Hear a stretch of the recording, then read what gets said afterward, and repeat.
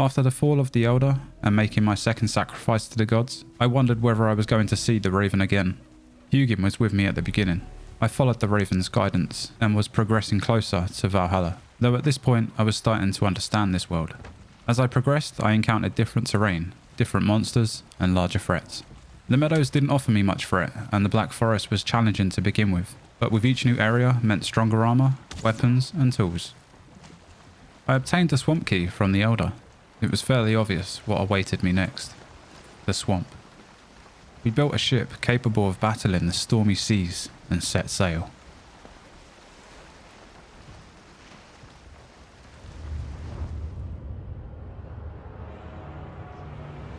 Swamps are dark, muddy areas filled with massive trees and hostile creatures. These creatures were nothing like I'd experienced before. Horrific, vile, and incredibly aggressive.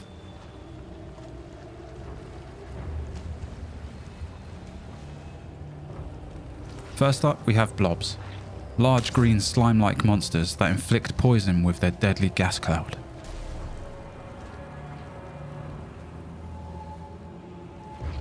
Then you have Oozers, an evolved type of blob, though the radius of their gas cloud is much larger. Upon death, an Oozer will split into two blobs. Both Blobs and Oozers attack in a large jump in motion.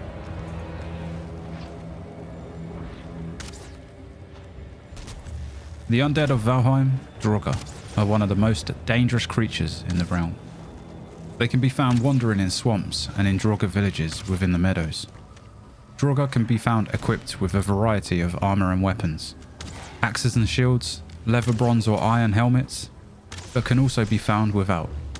You also have an elite version that's larger and stronger. You can identify the elites with their glowing purple eyes.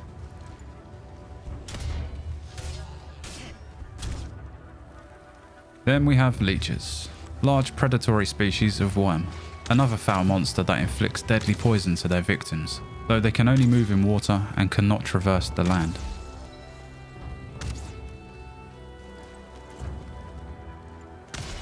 Skeletons, well, we've seen these before. One thing we haven't, Surtlings.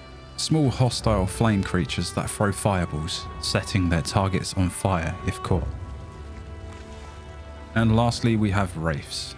Flying creatures that spawn in abandoned houses in swamps and throughout the biome at night. Not much are known about Wraiths. Not many live to tell the story.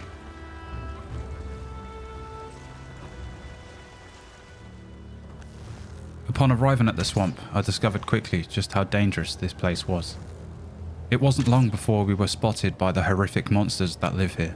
We were an unwanted guest, but I was on a mission to find what the swamp key was used for. We fought through the monsters, made our way further into the swamp, and came across a sunken crypt with iron doors.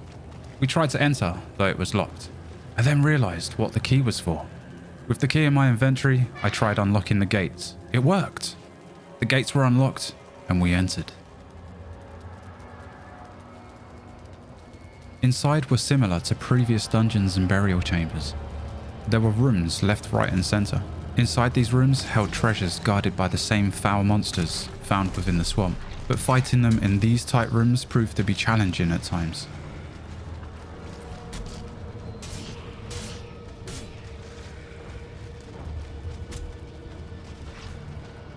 Though the rooms had treasures such as gold coins and rubies, the real treasures to us were the iron scraps found within muddy scrap piles. The muddy scrap piles are only found within these sunken crypts, and for good reason. The iron scraps felt much stronger than my current armor. This was what I was here for. This was the meaning of the swamp key.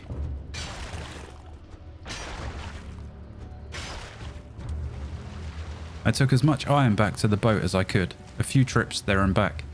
We then sailed back to Bones' home, where I smelted it down to make new armor and new tools. The iron made me stronger, more powerful, and gave me the confidence I needed to return to these foul lands and gather more scrap.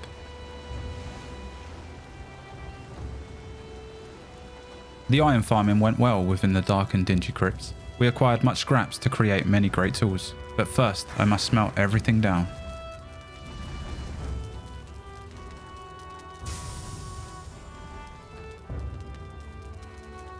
It was a long journey back to Catadil. Many days and nights passed. We battled the stormy seas and encountered an unwanted creature lurking within the ocean. A serpent. I'd never experienced anything like it before. I trembled in fear and had no idea how to deal with this situation.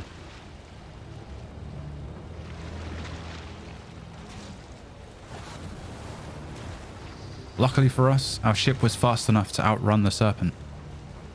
Eventually, we returned to Catadil.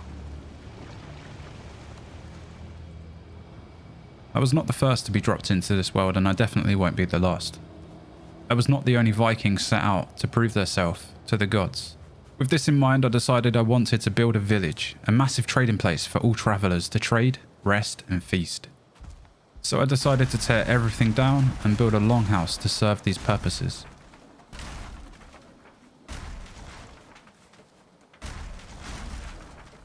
After much work, I was satisfied with the outcome, though a little empty on the inside. Perhaps in the future, my paths will cross with a talented builder and I can hire their services.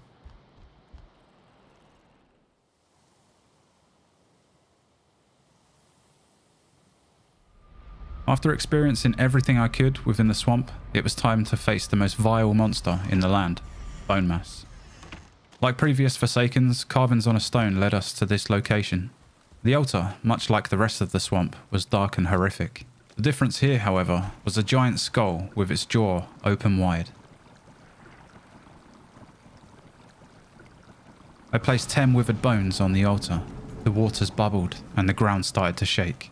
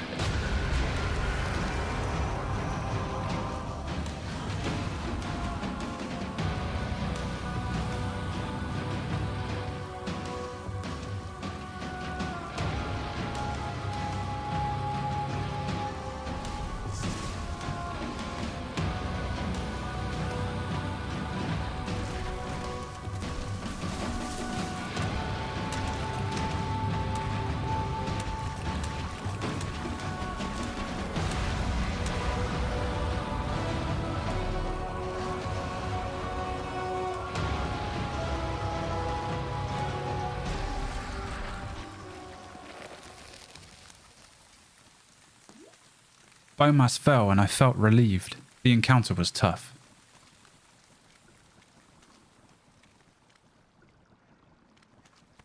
I looted the remains, Bonemass's trophy to make a third sacrifice to the gods, and a clue to my next adventure.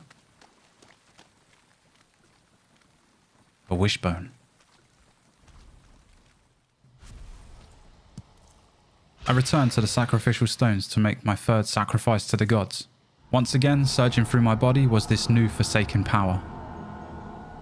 I had no idea what was next, only that the wishbone I retrieved from Bonemass was key.